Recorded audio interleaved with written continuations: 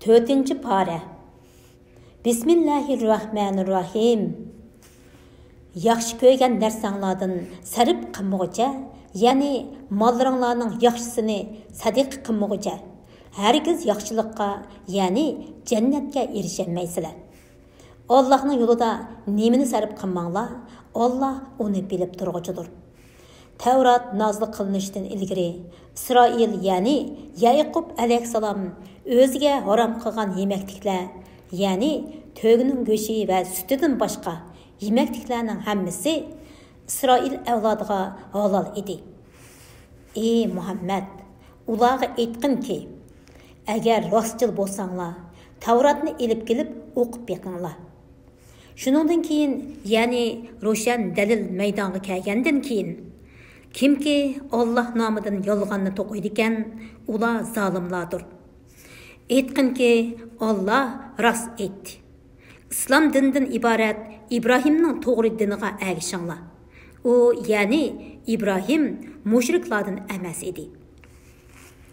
Haqiqatan insonlarga ibodat uchun tunji silingan uy, ya'ni Baytulloh Makkadir. Muborakdir. Jahon ahliga hidoyatdir. Uningda ochiq alomatlar borki, maqomi İbrahim shularning biri. Baytullohga kirgan odam amin bo'ladi. Qodir bo'la olgan kishilarning Alloh uchun Ka'bani ziyorat qilishi ularga farz qilindi. Kimki inkor qiladigan, ya'ni hajni tark etadigan, zini o'ziga. Shubhisizki Alloh ahli jahondan, ya'ni ularning ibodatidan behojatdir. Ey Muhammad, aytqinki, ey ahli kitob, ya'ni Yahudilar, Nasaralar, nima uchun Allohning oyatlarini inkor qilsizlar? Vaholanki Alloh qilmishinglarga shohiddir. Ey Muhammad, aytqinki, ey ahli kitob, ya'ni Yahudilar, Nasaralar, İslam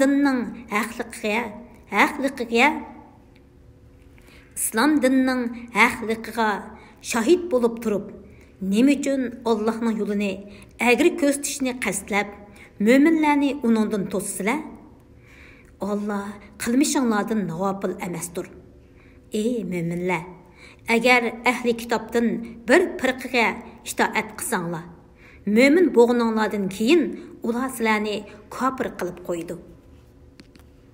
Sizlarga Allohning oyatlari o'qilayotgan, ya'ni vahiy uzilib qolmay Allohning oyatlari nozil bo'layotgan va oranglarda Allohning payg'ambari oyat turgan tursa, qandoqmi kofir bo'lasizlar?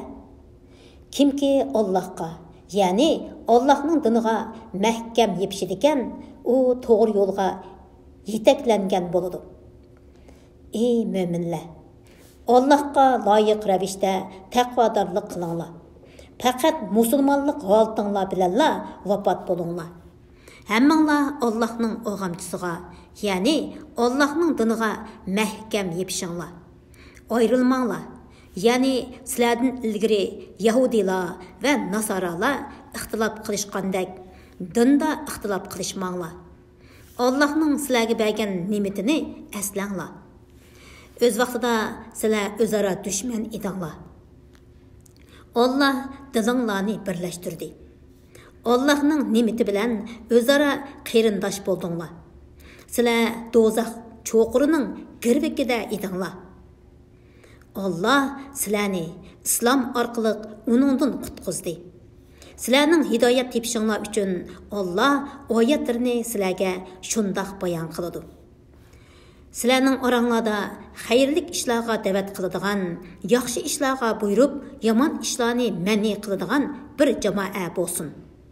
Ya'ni shular maqsadiga erishguchilardir.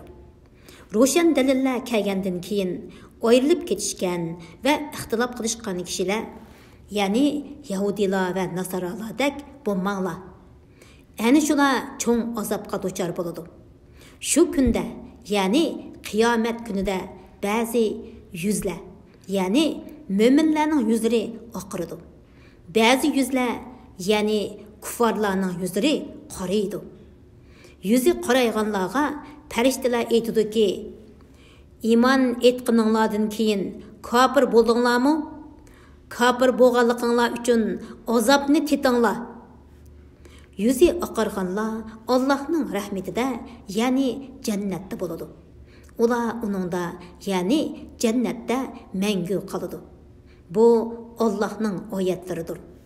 Ularni, ey Muhammad, sana rost o'qib beramiz. Allah jahon ahliga zulm qilishni xohlamaydi. Osmonlar va zimindagi shaylar Allohning mulki, maxluqoti va bandalaridir. Hamma ishlar Allohga qaytarildi. Ey Muhammad ummati, sizlar insonlar manfaati uchun o'ttirg'i chiqarilgan yaxshilikqa buyurib, yomonlikdan to'sadigan Allohga iymon etadigan eng yaxshi ummatsizlar. Agar ahli kitob, ya'ni yahudiylar, nasaralar iymon etsa, ya'ni Muhammad alayhissalomga nozil qilingan vahiyga ishonsa, ular uchun dunyo va oxiratda albatta yaxshi bo'ladi. Ularning ichida mo'minlarmi bor? Ularning to'lisi fosiqlardir. Ular sizlarga azor berishdan boshqa hech qanday ziyon zahmat yetkazolmaydi. Agar sizlar bilan urushsa, sizlarga orqasini qilib qochadi. Ondan ularga yordam berilmaydi. Ularning qayerda bo'lmasin, Allohning va musulmonlarning himoyasida bo'lganlardan boshqalari xorliqqa petib qoladi. Xorliqqa petib qoldi. Allohning g'azabiga uchradi. Muhtojlikqa cho'mdi. Bu ularning Allohning oyatlarini inkor qilganliklari va payg'ambarlarni nohaq o'ldirganliklari uchundir. Ularning Allohning farmonidan chiqib ketganliklari va Allohning cheklamasidan ishib ketganliklari uchundir. Ular bir xil emas. Ahli kitobdan, ya'ni yahudiylar, nasaralardan kechalari Allohning oyatlarini tilovat qilib turadigan va sajda qilib turadigan bir jamoa kishilar bor. Ular Allohga va oxirat kuniga ishonadi. Yaxshi ishlarga buyuruydi. Yomon ishlardan to'sidi. Xayrlik ishlarni qilishga oldiraydi. Ani shular yaxshilardandir. Ular har qanday yaxshilikni qilsin, u bekor ketmaydi. Allah taqvodorlarni obdan biladi. Şübhəsizki, kafirlarning mollari, bolalari Allohning azobi oldida hargiz hech narsaga dol bo'lolmaydi. Ular do'zax ahlidir. Do'zaxda mangu qoladi. Ularning bu dunyoda riyo qilib bergan sadiqalari o'zlariga zulm qilgan bir qavmning ziroatiga tegib, uni nobud qilib atgan so'g'uq shamolga o'xshaydi. Egalarining gunohi tufaylidan nobud qilingan bu ziroatga o'xshash, Alloh ularning yaxshi amallarini barbod qiladi. Ularga Alloh zulm qilmadi va lekin ular o'zlariga o'zlari zulm qildi. Ey mo'minlar, o'zinglardan bo'lmaganlarni, ya'ni munofiqlarni sirdosh qilib olmanglar. Ular sizlarga buzg'unchilik qilishda bo'shanglik qilib qolmaydi. Ular sizlarning mushaqqatli qilishinglarni orzu qiladi. Ularning dushmanligi eg'izlaridan ma'lum bo'lib turadi. Ularning dillarida yo'shirgan dushmanligi texmi cho'ngdir. Shubhisizki, agar tushunadigan bo'lsanglar, sizlarga nurg'un oyatlarni bayon qildik. Ey mo'minlar jamoasi, sizlar ularni do'st tutasizlar. Ular sizlarni do'st tutmaydi. Sizlarga bo'lgan dushmanlikni yo'shirin tutadi. Sizlar hamma samoviy kitobga ishinsizlar. Shundaq turug'liq ular sizlarni o'sh ko'radi. Ular sizlar bilan uchrashganda iymon etdik deydi. O'zlari yolg'iz qolganda sizlarga bo'lgan ochchig'idan barmoqlarini tishlaydi. Ey Muhammad, aytqinki, ochchiqlar bilan o'linglar. Ya'ni Allah o'lguninglarga qadar ochchig'inglarni davomlashtirsin. Allah haqiqatan dillardagini bilguchidir. Agar sizlarga kengchilik, mo'lchilik, nusrat, g'animat qatorliq biror yaxshilik yetsa, ular buningdan qayg'uradi.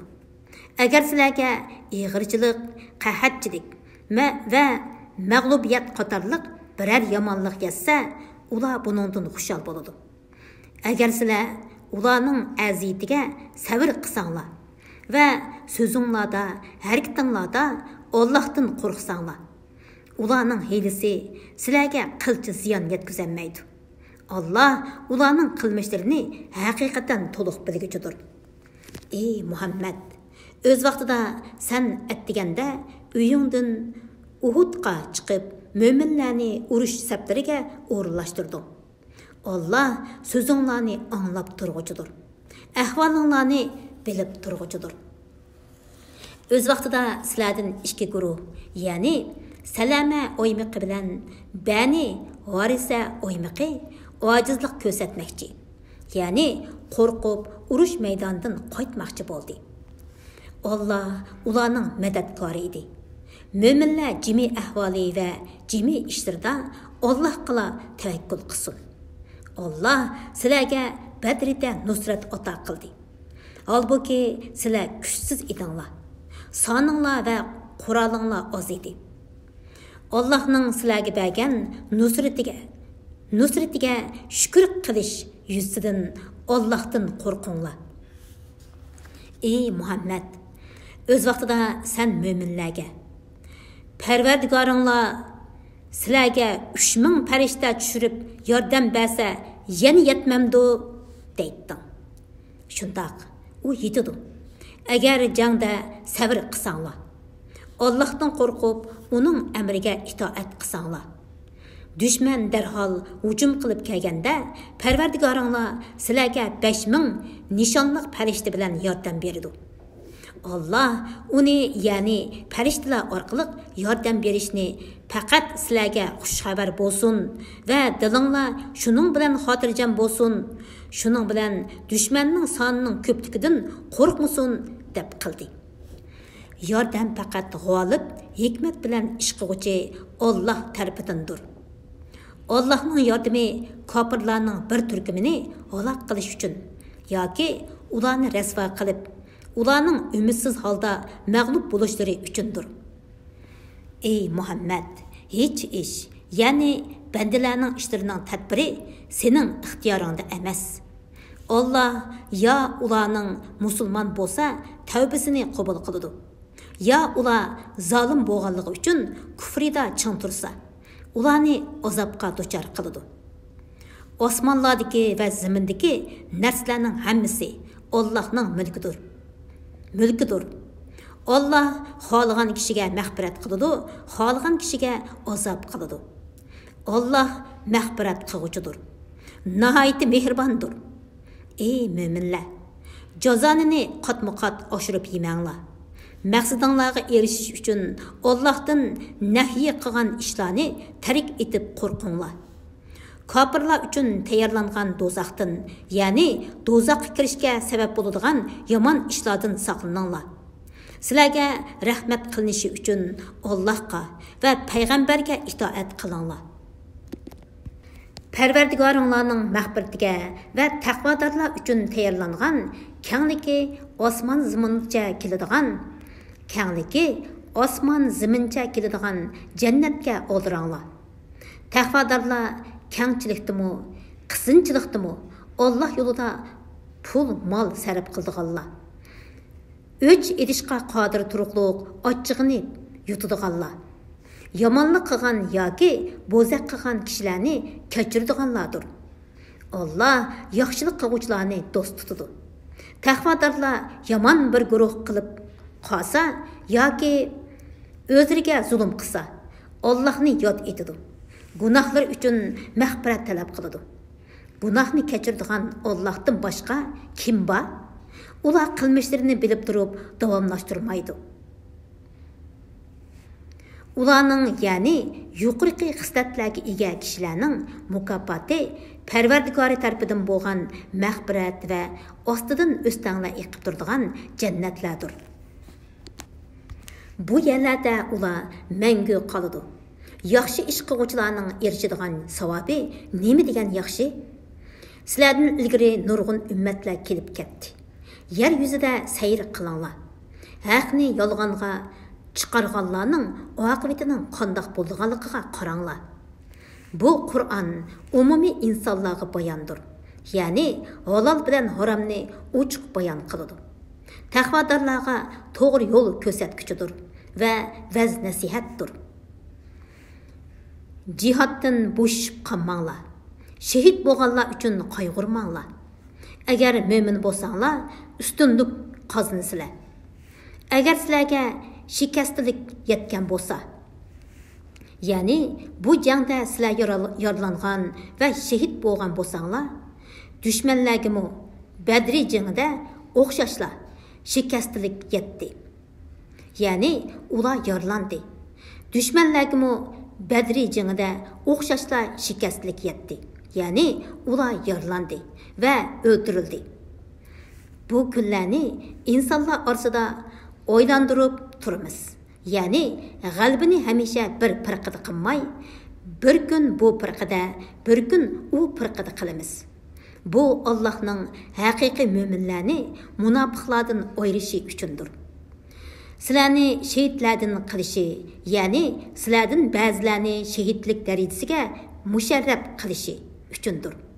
Alloh zolimlarni do'st tutmaydi. Mo'minlarni ularga yetgan musibat orqali poklashi uchundir. Kofirlarni yo'q qilishi uchundir. Ey mo'minlar jamoasi, Alloh sizlardan haqiqiy jihad qilganlarni va jihadning jafo mushaqqatlariga chidag'uvchilarni bilmay, ya'ni ayirmay turib, faqat og'zinglarda iymon etdik deyish bilanlar jannatga kirishni o'ylamsizlar? Sizlar o'lim, ya'ni dushman bilan uchrashishdan ilgari uni orzu qilatdinglar. Mana uni o'z ko'zinglar bilan ko'rdinglar. Endi nimishqa mag'lub bo'lasizlar? Muhammad faqat bir payg'ambardir. Uningdan burun ko'p payg'ambarlar o'tdi. Ularning ba'zilari o'z ajali bilan o'lgan, ba'zilari boshqalar tarafidan o'ldirilgan. U vafot bo'lsa yoki o'ldirilsa, orqanglarga yenib olamsizlar? Ya'ni iymondan yenib murtad bo'lamsizlar? Kimki orqasiga yenib oladi ekan, ya'ni murtad bo'ladi ekan, u Allohga qilchi ziyon yetkazolmaydi. Alloh shukr qiluvchilarni mukofotlaydi. Hech kishi Allohning iznisiz o'lmaydi. Alloh har odamning ajrini bitibatgan. Odamning umrini qo'rqinchoqlik uzartolmaydi. Botirlik qisqartolmaydi. Kimki dunyo savobini ko'zlasa, uningga dunyoning savobini beramiz. Uning oxiratlikdan nasibisi bo'lmaydi. Kimki oxiratning savobini ko'zlasa, uningga oxiratning savobini beramiz.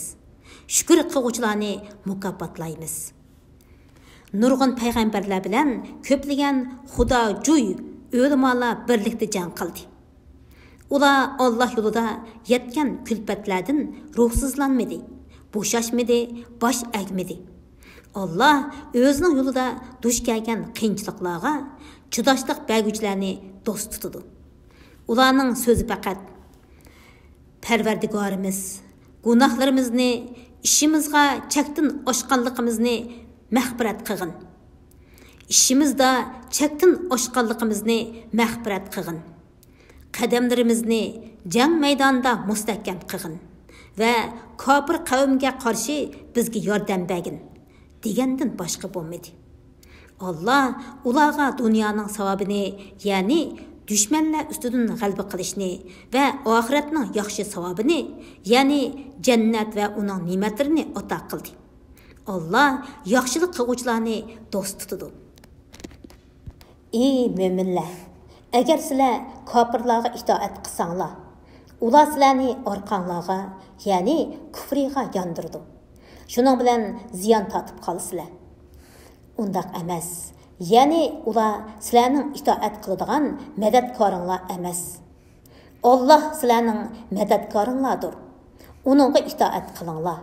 U yordam qiluvchilarning eng yaxshisidir. İlahligi haqida hech bir dalil tushirmagan narsalarni, ya'ni butlarni Allohga sherik qilganliklari uchun kofirlarning dillariga qo'rqinish solamiz. Ularning boradigan joyi do'zaxdir. Zolimlarning joyi, ya'ni do'zax haqiqatan yomon joydir.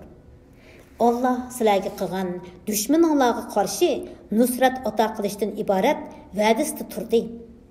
Allohning izni bilan ularni qirib atatdinglar. Allah sizlar yoqtirdigan g'albini ko'rsatgandan keyin zaiflashib qoldinglar. Payg'ambarning amri to'g'risida janjallashdinglar. Payg'ambarning amriga bo'ysunmadinglar. Ba'ziringlar dunyoni ko'zildinglar, ba'ziringlar oxiratni ko'zildinglar. Ondan Allah sınaş üçün sizlərdən düşmənini qaytırdı. Yəni, sizlərni qələbədən məğlubiyyətə yüzləndirdi və sizlərni həqiqətən əfu qıldı. Allah möminlərə mərhəmət qılğıcıdır. Öz vaxtında Peyğəmbər, ey Allah'ın bəndələri, mənim tərəfimə kelinglar. Mən Rəsullahdır mən. Kimki cihad meydanına qaytsa, o cənnətə kirdi deyə orqanlardan sizlarni chaqirib turadi. Sizlar hech kishiga qaramay qochatdinglar.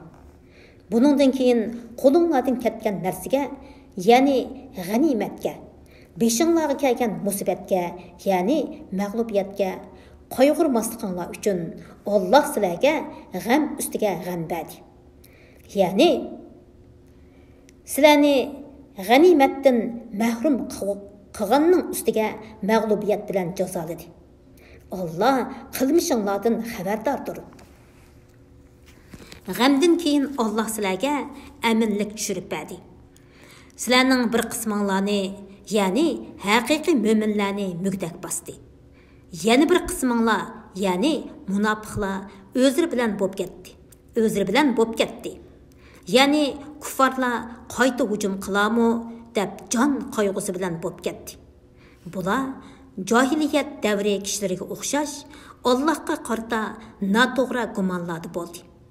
Ular bizga Alloh va'da qilgan g'albidan nasibi bormi deydi. Aytqinki, hamma ish haqiqatan Allohning ilkida. Ular sana oshkor qilmaydigan narsalarni o'z ichida yo'shirishdi. Ular agar bizga g'albidan ozroq nasibi bo'lsa edi, bu yerda o'ltirilmaydik. Bu yerda o'ltirilmaydik deydi. Ey Muhammad, aytqinki, agar sizlar o'ydiringlarda bo'lgan taqdirdimi, oranglardagi o'ltirilishi putvitilgan kishilar cho'qim o'zlarining o'ladigan joylariga berishidi. Allohning qazosidan qochib qutulg'ili bo'lmaydi. Allohning mundaq qilishi ko'nglinglardagini sinash va qalbinglardagi narsalarni poklash uchundir. Allah ko'ngillardagini yaxshilik bo'lsin, yomonlik bo'lsin bilguchidir. İki qo'shin, ya'ni musulmonlar bilan mushriklar bir-biri bilan uchrashgan kunda ichinglardagi jangdan haqiqatan yuz o'rgan kishilarni ba'zi qilmishlari, ya'ni payg'ambarning amriga muxolifatchilik qilganligi tufaylidan shayton tiyildirishga urindi. Allah haqiqatan ularni afu qildi. Allah haqiqatan mag'firat qilguchidir, nihoyat halimdir. Ya'ni osiylik qilganlarni jazolashga o'ldirib ketmaydi. Ey mo'minlar, safarga chiqqan yoki g'azotga chiqqan qarindoshlari haqida Allah haqiqatan ularni afu qildi. Allah haqiqatan mag'firat qilguchidir, nihoyat halimdir. Ya'ni osiylik qilganlarni jazolashga o'ldirib ketmaydi. Ey mo'minlar, safarga chiqqan yoki g'azotga chiqqan qarindoshlari haqida ular yenimizda bo'lganda o'lmaydi va o'ldirilmaydi degan kofirlar o'xshash bo'lmanglar. Allah buni ularning dillarida hasrat qilsin. Allah tirildirdi va o'ldirdi. Ularning g'azotga chiqmasligi ularni o'limdan qutuldirolmaydi. Allah qilmishinglarni ko'rib turg'uchidir. Shubhisizki, agar sizlar Alloh yo'lida, ya'ni g'azotda o'ldirilsanglar yoki g'azotga ketib berib öz əclinglar bilan ölsənglar, sizlərə Allah tərəfindən bolğan məğfirət və rəhmət əlbəttə ularning toplaydigan dunyosidan ortiqdir. Agar sizlar öz əclinglar bilan ölsənglar yoki jang maydonida o'ldirilsanglar, oxiratda cho'qim Allohning dargohiga to'planasizlar. Allah sizlarni amalinglarga qarab mukofotlaydi. Allohning rahmati bilan sen ularga muloyim bo'lding. Agar qo'pol, bag'ri qattiq bo'lgan bo'lsang, ular cho'rangdan tarqab ketadi. Ularni afv qil. Ular uchun mag'firat tilagin. İşta ular bilan kengashgin. Kengashgandan keyin bir ishga bel bog'lasang, Allohga tavakkul qilgin. Allah haqiqatan tavakkul qiluvchilarni do'st tutadi. Agar Allah sizlarga yordam bersa, sizlarni hech kishi yengolmaydi. Agar Allah sizlarga yordamini tark etsa, Allohdan boshqa sizlarga kim yordam beradi? Mo'minlar yolg'iz Allohga tavakkul qilsin. Ya'ni hamma ishni Allohga topshirsin. Hech qanday bir payg'ambar g'animatga xiyonat qilmaydi. Ya'ni buni tasavvur qilib bo'lmaydi. Kimki g'animatga xiyonat qiladi ekan, qiyomat kuni u xiyonat qilgan narsasi bilan, ya'ni xiyonat qilgan narsasi kechkisiga ortilgan holda keladi. Har kishining qilgan amaliga to'liq mukofot yoki to'liq jazo beriladi. Ularga yaxshilarning savobini kemaytib etib, osiylarning jazosini oshirib etib zulm qilinmaydi. Allohning roziligini izlagan kishi Allohning g'azabiga uchrashga tegishli bo'lgan kishiga o'xshashmi? Tegishli bo'lgan kishiga o'xshamdi. Allohning g'azabiga uchrashga tegishli bo'lgan kishining boradigan joyi jahannamdir. Jahannam nima degan yomon joy? Allohning dargohida ularning darajasi turli bo'ladi. Allah ularning qilmishlarini ko'rib turg'uchidir. Allah mo'minlarga Allohning oyatlarini tilovat qiladigan, ularni gunohlardan pok qiladigan, ularga kitobni va hikmatni, ya'ni Qur'on va sunnatni o'rgatadigan o'zlaridan bo'lgan bir payg'ambar avatib, ularga cho'ng ihson qildi. Halbuki ular burun ochiq gumrohlikda edi.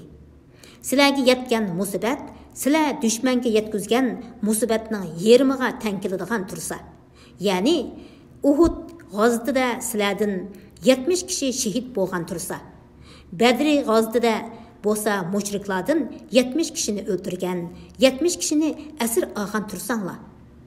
Sizlar yana bu musibat qayerdan keldi dedinglar. Aytqinki, u sizlarning o'zlaringlardan. Ya'ni payg'ambarning amriga xiloflik qilganliginglar va g'animatga yeriz bo'lganliginglardan bo'ldi. Allah haqiqatan har narsaga qodirdir.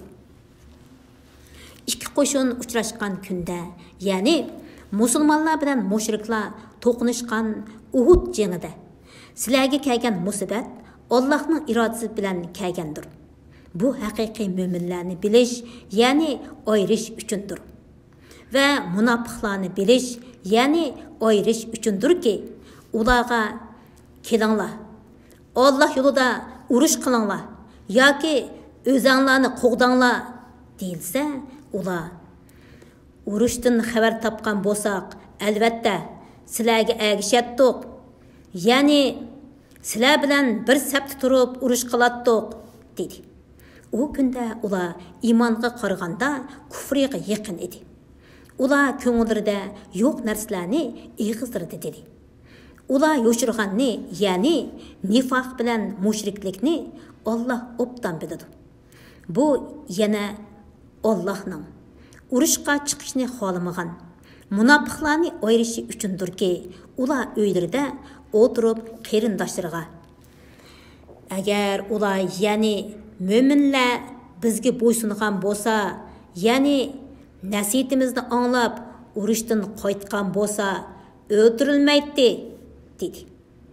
Ey Muhammad, bu munofiqlarga aytqinki, agar urushga chiqmaslik o'limdan qutuldiradigan bo'lsa, o'limni o'zinglardan dafi qilib yiqinglar Agar davayinglarda rastçıl bolsanglar, Allah'ның yolida şehit bo'lganlarni o'lik deb gumon qilmag'in.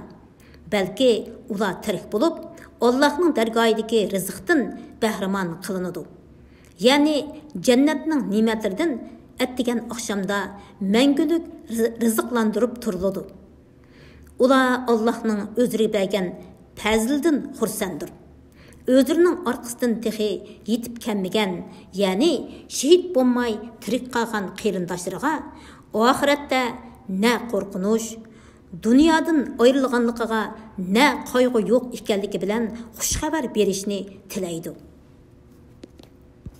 Uhud g'azotida yaralangandan keyin Allah'ның va payg'ambarning chaqiriqiga ovoz qo'shganlar, ular, ya'ni mo'minlardan yaxshi amallarni qilganlar ve taqvodorlik qilganlar cho'ng savobga erishadi. Mushriklar tarafdori bo'lgan odamlar ularga shak shubhasizki kishilar, ya'ni Qurayshlar sizlarga qarshi qo'shin to'pladi. Ulardan qo'rqinglar dedi. Bu so'z ularning iymonini kuchaytirdi. Ular bizga Alloh kifoya, Alloh nima degan yaxshi homiy dedi. Ular Allah'ның nemeti ve fazli bilen qaytib keldi. Hech qanday ziyon zahmetga uchirmadi. Ular Allah'ның roziliqini izledi. Allah ulug' fazl egasidir. Ani shu shayton o'z do'stlarini, ya'ni kuffarlarni qo'rqitadi. Agar mo'min bo'lsanglar, ulardan qo'rqmanglar. Mendan qo'rqinglar. Ey Muhammad, kufriga o'zlarini otganlar, yani sözleri ve hareketleri bilen kufriga şapaşlaydigan munafiqlar seni g'amkin qilmasin. Ular haqiqatan kufri bilen Allah'a qilchi ziyon yetkazolmaydi. Allah oxiratda ularga savobdan hech bir nasibi bermaslikni xohlaydi. Ular cho'ng azobga duchor bo'ladi. İmanni kufriga tegishganlar, ya'ni mazkur munafiqlar kufri bilen Allah'a qilchi ziyon yetkazolmaydi. Ular qattiq azobga duchor bo'ladi. Kafirlar o'zlariga jazo bermasdan muhlat berishimizni, ya'ni ömrini uzun qilishimizni hargiz o'zlari uchun foydali deb gumon qilmasin. Ularga muhlat berishimiz va ajrini kechiktirishimiz faqat ularning gunohining ko'payishi uchundir. Ular oxiratda xor qilg'uchi azobga duchor bo'ladi.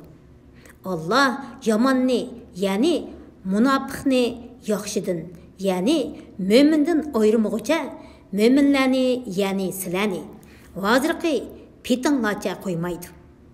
Allah sizlarni g'ayibdanmi xabardor qilmaydi.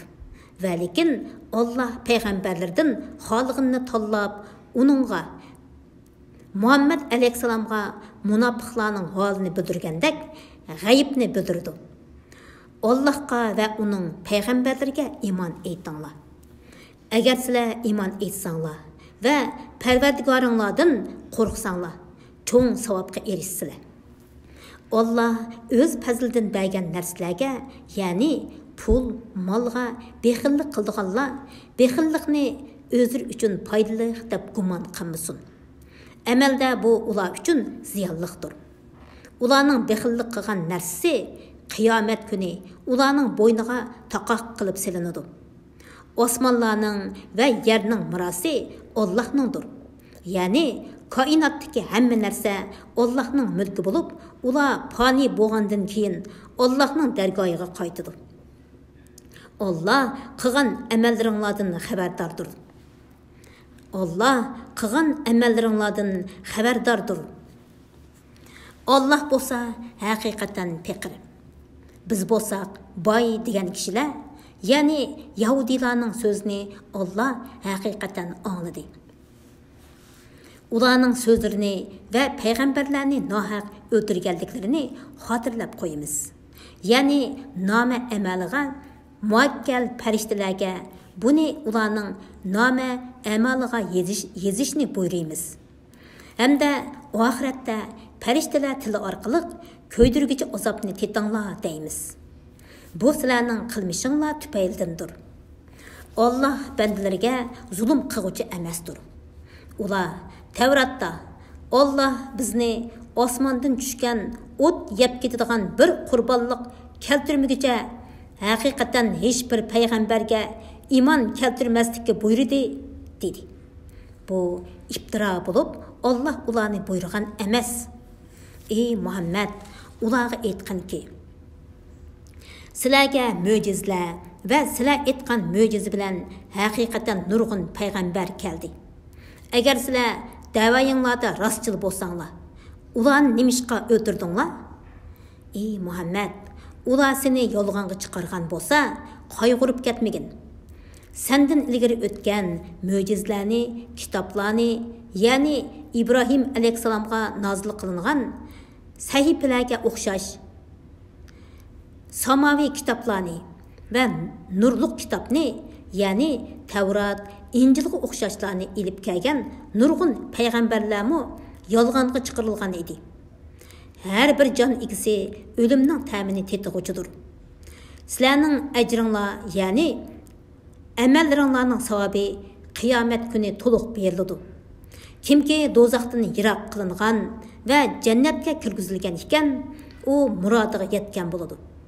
Dunyo tirikchiligi faqat aldaydigan moldan iboratdir. Ya'ni aldaydigan narsa bo'lib, ozg'ina bahramon bo'lgandan keyin tugaydi.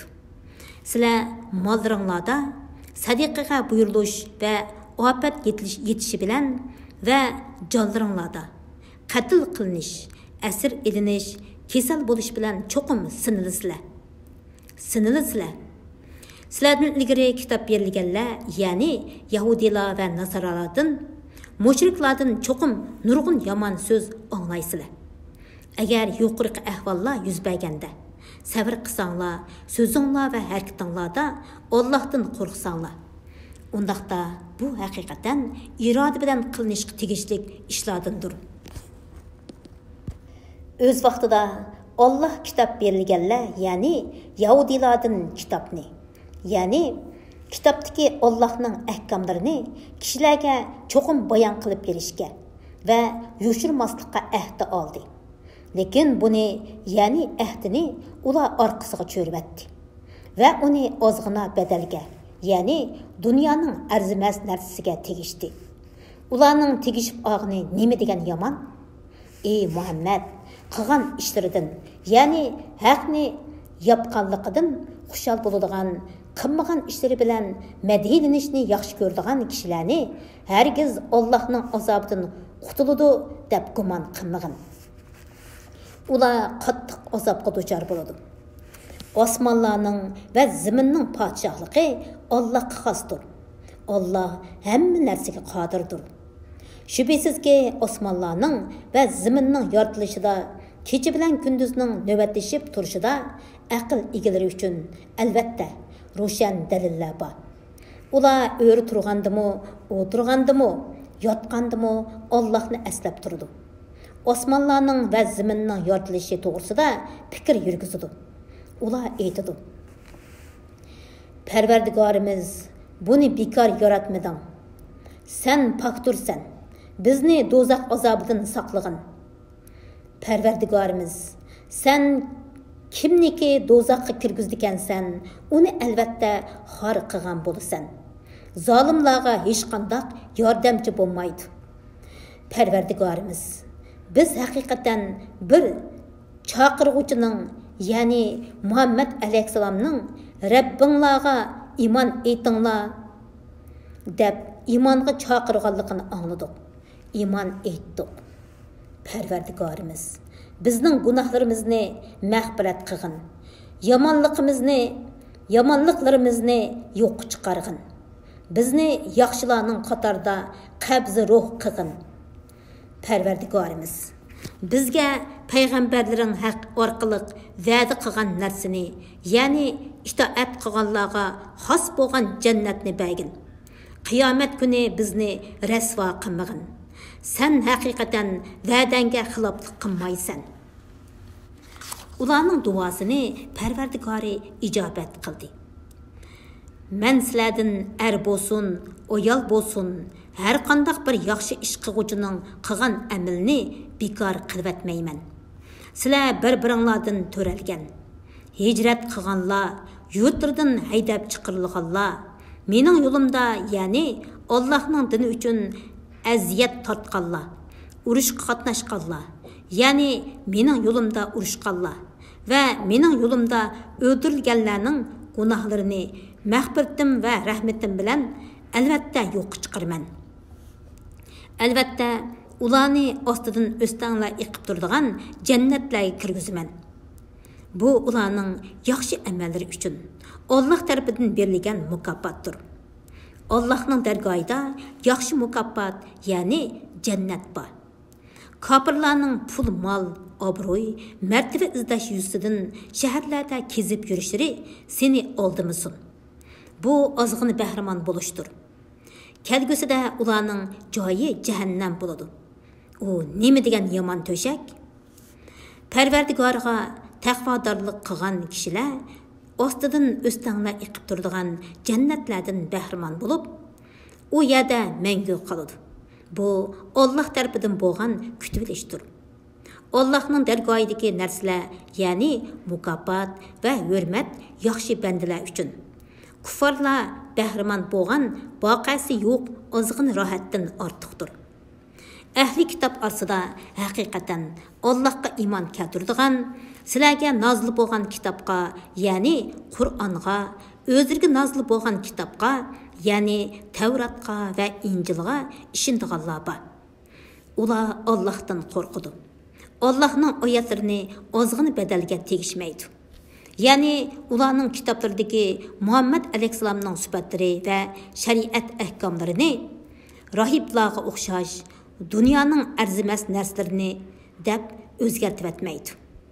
Ularga Parvardigorining dargohida savob beriladi. Alloh haqiqatan tez hisob olg'uchidir. Ey mo'minlar, toat ibodatning mushaqqatlariga va sizlarga yetgan ig'irchiliklarga sabr qilinglar. Düşmanlarga ziyoda chidamliq bo'linglar. Chegaralaringlarni saqlab, jihodga tayyor turinglar. Maqsadinglarga yetish uchun Allohdan qo'rqinglar. Ya'ni uning amriga muxolifatchilik qilmanglar. Sura Nisa. Nihoyat shafqatlik va mehribon Allohning ismi bilan boshlayman. Ey insonlar, sizlarni bir insondan, ya'ni Odam alayhissalomdan yaratgan. Shu insondan, ya'ni o'z jinsidan uning juftini, ya'ni Havvoni yaratgan va ulardan, ya'ni Odam bilan Havvodan nurg'un ayollarni yaratgan Parvardigoringlardan qo'rqinglar. Bir-biringlardan narsa so'raganda nomi bilan so'raydigan Allohdan qo'rqinglar. Sizlar rahimni uzib qo'yishdan saqlaninglar. Allah haqiqatan sizlarni, ya'ni bütün ahvolinglarni kuzatib turg'uchidir. Yetimlarning mol-mulkini ular balog'atga yetgan chog'da beringlar. Yaxshisini yomonga, ya'ni ularning mollarining yaxshisini o'zinglarning mollaringlarning yomoniga tegishib olmanglar. Ularning mol-mulkini o'zinglarning mol-mulkiga qo'shib yeyolmanglar. Bu haqiqatan cho'ng gunohdir. Agar yetim qizlarga o'ylanib, odil muomalada bo'lanmasliqinglardan, ya'ni tarbiyanglarda biror yetim qiz bo'lib, uningga shu qizga barobar turadigan, qizga beriladigan mahrini bermasliginglardan qo'rqsanglar, uni tark etib, o'zinglar yoqtiradigan boshqa ayollardan 2ni, 3ni va 4ni elishinglar bo'ladi. Agar ularning orasida odil bo'lanmasliginglardan qo'rqsanglar, bir xotin bilan yoki qo'l ostinglardagi cho'rlar bilan kupoylansanglar bo'ladi. Bir xotin bilan kupoylanish zulm qilmaslikqa eng yaqindir. Allohga ularning mahrlarini xushallik bilan sovg'a qilib beringlar. Agar ular uningdan bir qismini sizlarga o'tinib bersa, uni mazzilik, singishlik, ya'ni pok halol bilib yenglar. Alloh tirikchiliklarning asas qilgan asası qilgan mollaringlarni ahmoqlarga tutqizib qo'ymanglar. Ularni yemak-ichmak, kiyim-kechaklar bilan ta'minlanglar. Ularga chiroyli so'z qilinglar. yetimlarni balog'atga yetganga qadar sinab turinglar. Ularda mallarını boshqara oladigan holatni bayqasanglar, ularga mal mulkini topshirib beringlar. Ularning cho'ng bo'lib qolishidan qo'rqib, mal mulkini buzib chechib yeyolmanglar. Yetimga vasi bo'lganlardan kimki boy ekan, vasi bo'lganlik haqqi uchun yetimning mal mulkini yeyishdan o'zini saqlasin. Sizlardan kimki yo'qsul ekan, u o'z amgikining haqqi uchun muvofiq ravishda yesin. Ular, ya'ni balog'atga yetgan yetimlarning mal mulkini topshirib beradigan chaqda boshqalarni guvoh qilib qo'yinglar. Allah hisob edishga yetarlikdir.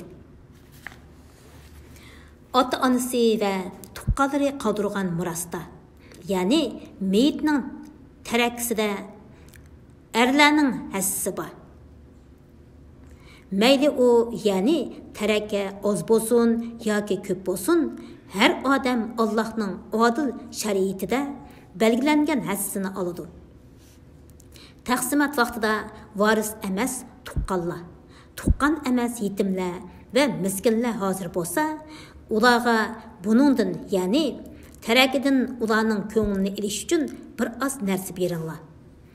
Ularga chiroyli so'z qilinglar.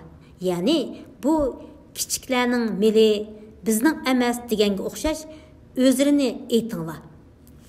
Kimlarki o'zlaridan qilib qolgan kichik bolalari bo'lib, ulardan qanday andish qildigan bo'lsa, boshqalarning qilib qolgan kichik bolalari uchunmi shundoq andish qilsin. Yetimlarning ishida Allohdan qo'rqsin va to'g'ri so'zni aytsin. Zulm qilib, yetimlarning mol-mulkini nohaq yevoldiganlar. Shubhisizki, qursqiga qiyomat kuni yenib turadigan o'tni yevolgan bo'ladi. Ular yenib turgan o'tqa, ya'ni do'zaxga kiradi. Allah bolaringlarga tegadigan miros haqida tavsiya qiladi-ki, bir erga ikki ayolning hassisi tegadi. Agar meyitning qizi 2 yoki 2dan ko'p bo'lsa, u chaqda ularga mirosning 3dan 2 hassisi tegadi. Agar varis bir qiz bo'ladigan bo'lsa, uningga mirosning yarmi tegadi. Agar meyitning bolalari bo'lsa, bu chaqda uning ota-onasining har biriga mirosning 6dan 1 tegadi. Agar uning bolalari bo'lmay, mirosga faqat uning ota-onasi varislik qiladigan bo'lsa, bu chaqda uning onasiga mirosning 3dan 1 tegadi. Qolgani otasiga tegadi. Agar meyitning ota-onasidan boshqa yana qarindoshlari bo'lsa, onasiga mirosning 6dan 1 tegadi. Qolganini otasi oladi. Bu taqsimot meyitning vasiyati o'rinlangan va qarzi to'linib bo'lgandan keyin elib beriladi. Ota-onanglar va bolaringlardan, ya'ni bu ikkisidan qaysisining manfaat jihatdan o'zinglarga eng yaqin ekanligini bilmaysizlar. Bular Alloh tarafidan bekitilgan belgilamadir. Alloh haqiqatan hammani bilguchi, hikmat bilan ish qilguchidir. Agar ayollarning bolalari bo'lmasa, bu chaqda ular qoldirgan mirosning yarmi erlar sizlarga tegadi. Agar ularning bolalari bo'lsa, ularga qoldirgan mirosning 4dan 1 sizlarga tegadi. Bu taqsimot meyitning vasiyati o'rinlangan yoki meyitning qarzi to'linib bo'lgandan keyin elib beriladi. Agar sizlarning bolalaringlar bo'lmasa, bu chaqda ayollarga sizlar qoldirgan mirosning 4dan 1 tegadi. Agar sizlarning bolalaringlar bo'lsa, bu chaqda ayollarga sizlar qoldirgan mirosdan 8dan 1 tegadi. Bu taqsimot meyitning vasiyati o'rinlangan yoki qarzi to'linib bo'lgandan keyin elib beriladi.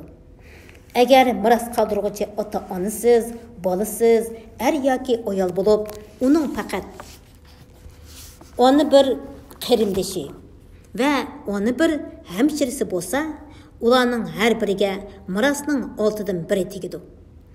Agar miros qoldiruvchining, ya'ni miros qoldiruvchi meyitning oni bir, oti boshqa qarindoshlari va hamshirlari buningdan, ya'ni 1dan ko'p bo'lsa, u chaqda mirosning 3dan 1 ularning orasida o'rtaq taqsim qilinadi.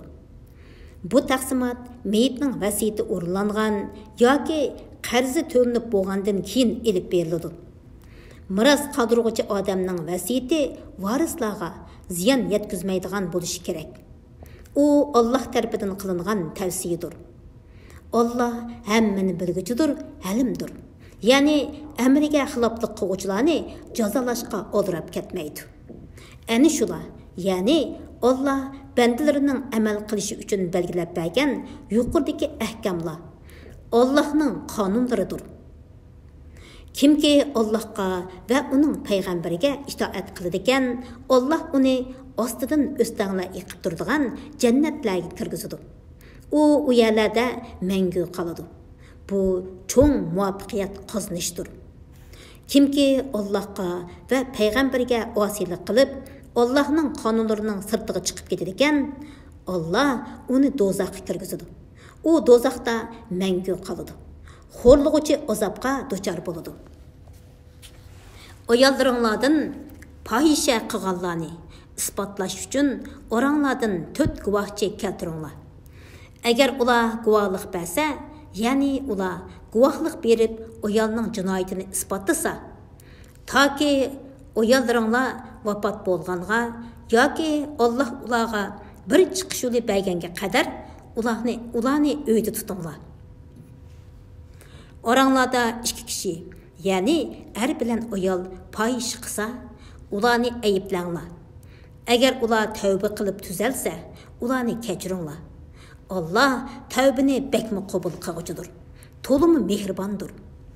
Allah qabul qilishni va'da qilgan tövbe yomonlikni nodonlikdan qilib silib, ondan uzun qolmay, ya'ni o'lim kelishdan burun tövbe qilganlarning tövbesidir. Allah ana shularning tövbesini qabul qiladi. Allah hammani bilib turg'uchidir. Hammani bilib turg'uchidir. Hikmet bilen iş qiluvchidir. Davomliq yomon ishlarni qilib, beshiga o'lim kelgan chog'da, "Endi tövbe qildim" deguchilarning tövbesi va kofir peti o'lguchilarning tövbesi, ya'ni o'lim oldida iymon etdim deguchilarning iymoni qabul qilinmaydi. Ana shularga qattiq azob tayyorladik. Ey mo'minlar, ayollarga zo'rlik qilib, ularni miras qilib olmoq, ya'ni bir odamning qo'lidan yana bir odamning qo'liga o'tib turadigan mol o'rnida qilib olmoq sizlarga durust bo'lmaydi. Ular o'p-ochiq bir fohisha ishini qilmagan holatda sizlar ularga bergan mahridan bir qismini yulib olish uchun ularga besim ishlatmanglar. Ular bilan chiroyliqcha tirikchilik qilinglar. Agar ularni yoqtirmasanglar, sabr qilinglar. Chunki sizlar yoqtirmaydigan bir ishda Allah ko'p xayriyatlarni paydo qilishi mumkin. Agar bir xotinni qo'yib etib, o'rniga yana bir xotinni olmoqchi bo'lsanglar, qo'yib etmoqchi bo'lgan xotinga mehr qilib ko'p mol bergan bo'lsanglarmi, uningdan hech narsani qaytirib olmanglar. Uni ayolga qora chaplab va ochiq zulm qilib olamsizlar. O'zaro xilvatda bo'lishgan tursanglar va ayollar sizlardan nikoh ahdidan iborat mustahkam ahdi olgan tursa, uni qandoqmi qaytirib olsizlar? Otlaringlar olgan ayollarni olmanglar. Sizlar buningdan ilgari olgan bo'lsanglar, afu qilinadi. Bu haqiqatan yomon ishdir. O'sh ko'rilgan qiliqdir. Bu nima degan yomon odat? Sizlarga onlaringlarni, qizlaringlarni, hamshirlaringlarni, otanglarning hamshirlarini, onanglarning hamshirlarini,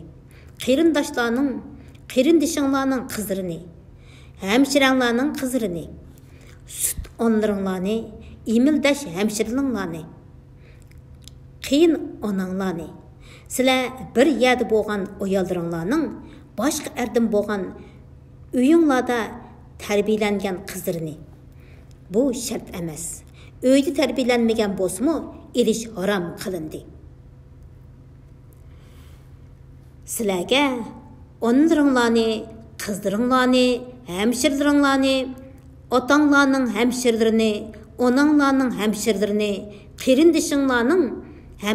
qerindishinglarning qizlarini, hemşiranglarning qizlarini, süt onlaringlarni, emildash hemşiringlarni, qiyin onanglarni, sizlar bir yerda bo'lgan ayollaringlarning boshqa erdim bo'lgan uyinglarda tarbiyalangan qizlarini. Bu shart emas. Uyda tarbiyalanmagan bo'lsa-mu, erish harom qilindi. Agar sizlar ularning onlari bilan bir to'shakda bo'lmagan bo'lsanglar, bu chaqda ularni olsanglar hech bak yo'qdir. Hech bak yo'qdir. Yana o'z pushtinglardan bo'lgan bolaringlarning ayollarini erishinglar va ikki hemşirini bir vaqtda emringlarda saqlashinglar harom qilindi. Lekin o'tgankilar, ya'ni jahiliyat davrida qilganinglar afu qilinadi. Allah haqiqatan mag'firat qiluvchidir, bandalarga nihoyat mehribondir.